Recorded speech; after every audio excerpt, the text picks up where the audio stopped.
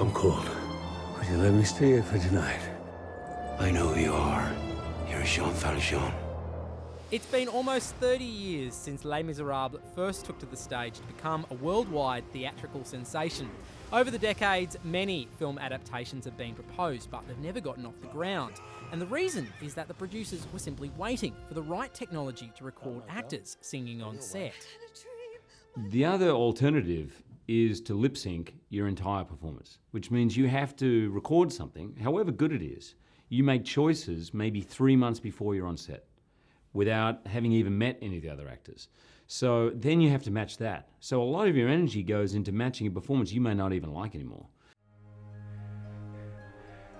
Can I condemn this man to slavery? Pretend I do not feel his agony.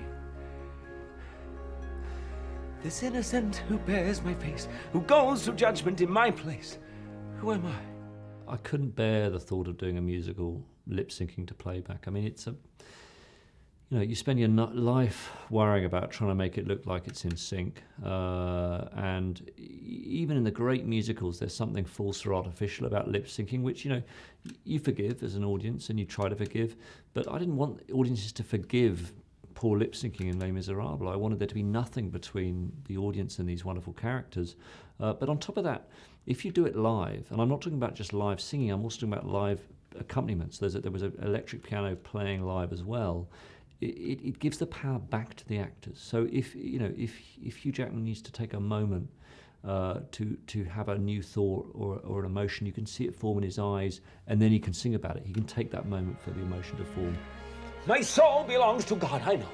I made that bargain long ago. He gave me hope when hope was gone. He gave me strength to journey on. Who am I? So I've heard you describe the movie musical as the Mount Everest of movie making. Why is it the Mount Everest of movie making? There are literally so many things that can go wrong with any movie, but the list in a musical is just that much higher. And unfortunately, when a musical is not good, it's the worst thing on the planet to endure. So it could be one song, it could be one person in the musical. Often some movies are really watchable even if you're like, the story, but I enjoyed it. With a musical, unless it all works, it's horrible.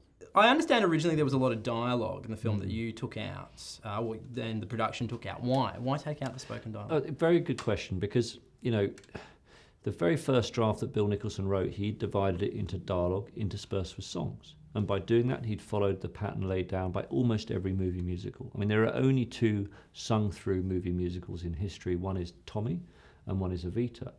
But the problem when you do that is you have these constant gear changes, where we're talking and suddenly I start singing to you and you wonder why that. Now, why now? So I was about to say the wrong word. I thought those gear changes are tricky. And I remember I went to see Baz Luhrmann and asked him for advice. And Baz said, well, unless you can make a contract with the audience that gives you permission to transition from dialogue into song, it's very tricky.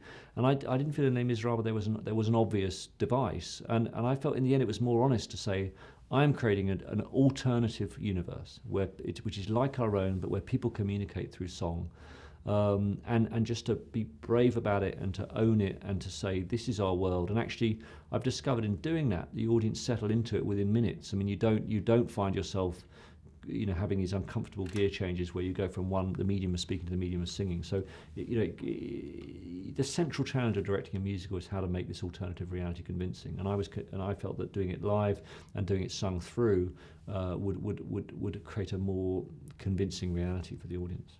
The other thing that strikes you about the film is just how raw it is. It's not just raw emotions, but it's got a very gritty feeling to it. It doesn't have a lot of those big shiny song and dance scenes that I think people commonly associate with musicals. Why did you decide to go in that direction? Well, I mean, Victor Hugo 150 years ago wrote this book, furious at the kind of level of poverty he saw around himself. Sadly, 150 years later, we still have unacceptable levels of poverty around the world. We still have great anger about rising economic inequality and social inequity. We have revolutions in the Middle East. There's a topicality to the underlying themes of this work, and I wanted to to bring out that topicality by getting the look and feel of the poverty and the suffering, make it real and not make it like some kind of safe Christmas Dickens TV show. I want it to be quite visceral, so that you're reminded that these problems were then, but they're still here. And whilst Les Mis is in serious Oscar contention, Jackman, who once even hosted the Oscars, insists that he doesn't have his heart set on winning gold. If it gets that kind of attention, for the movie, it's fantastic. If you were to win, what would it mean for you personally? If I was to win, you were to win. I can't even have that conversation. No? You're It's just sort of keeping it bad out of the luck. back of your head. Yeah, which probably gives you an insight of what it would mean. Okay, fair enough. But mostly, honestly, I'll tell you, people ask me about it, and I say, look, I'm really grateful to be in this film. I know how rare these films are to be made. It's the role, certainly of my lifetime so far, that I've ever been given. It's like a Hamlet. I'm really I don't ever want to think, if that doesn't happen, disappointed. Do you know what I mean? Because I've been there with audiences, it moves people, and The role enough. is its own reward, I guess. Completely. And to sit there with an audience to see how it moves them, that's the Holy Grail.